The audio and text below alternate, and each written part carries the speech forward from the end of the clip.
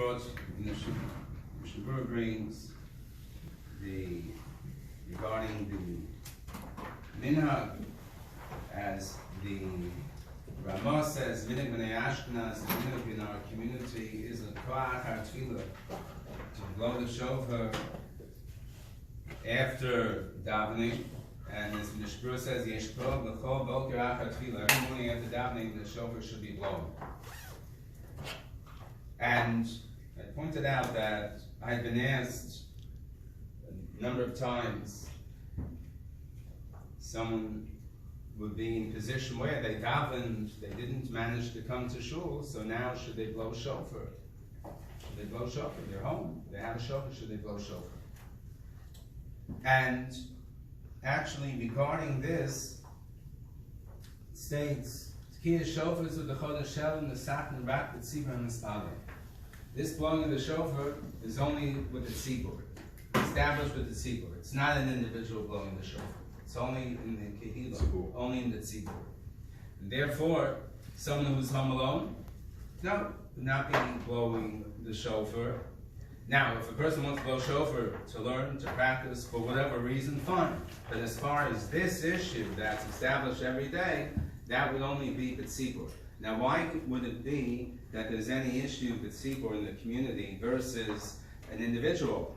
If there's a matter of the shofar is something inspiring, then what's the difference if it's in the community or what's the difference in individual? Everybody should do it as much as they can. And indeed, the Aruch HaShulchan cites that Gam HaShofar Nesugla Tshuva D'Ksevim Yitaka HaShofar Be'ir V'omlech Lo Yecharadu.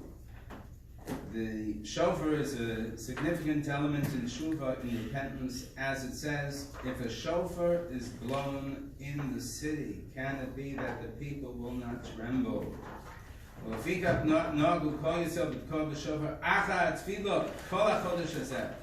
This entire month, the shofar is blown, and in Pirkei Rebbe Elazar it's brought that the shofar was blown as Moshe Rabbeinu was sent to Mount Sinai as a message to everybody. They had erred when it came to the sin of the golden calf. Now there's a message to everybody. Moshe Rabbeinu is going up not to make that error, to understand very clearly where the allegiance should be and the appreciation of the Almighty.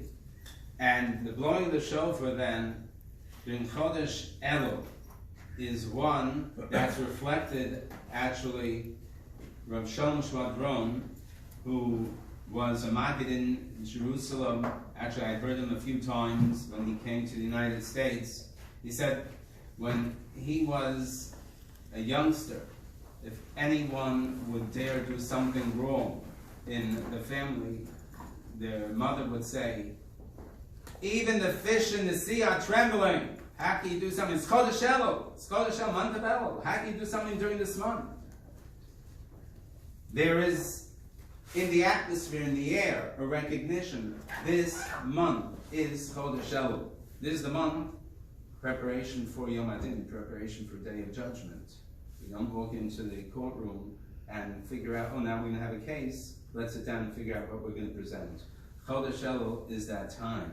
And Chodesh Elul is the time then when not only every individual should be thinking about what his case is going to be, but it's meant that Tzibur, the entire community, should be in position where this is a message, this is a feeling that is there. And whether it's in the home, whether it's in the Kehillah, in the Shul Beis Knesses, that is an atmosphere that must be developed and appreciated, because fortunate are those who are in that position.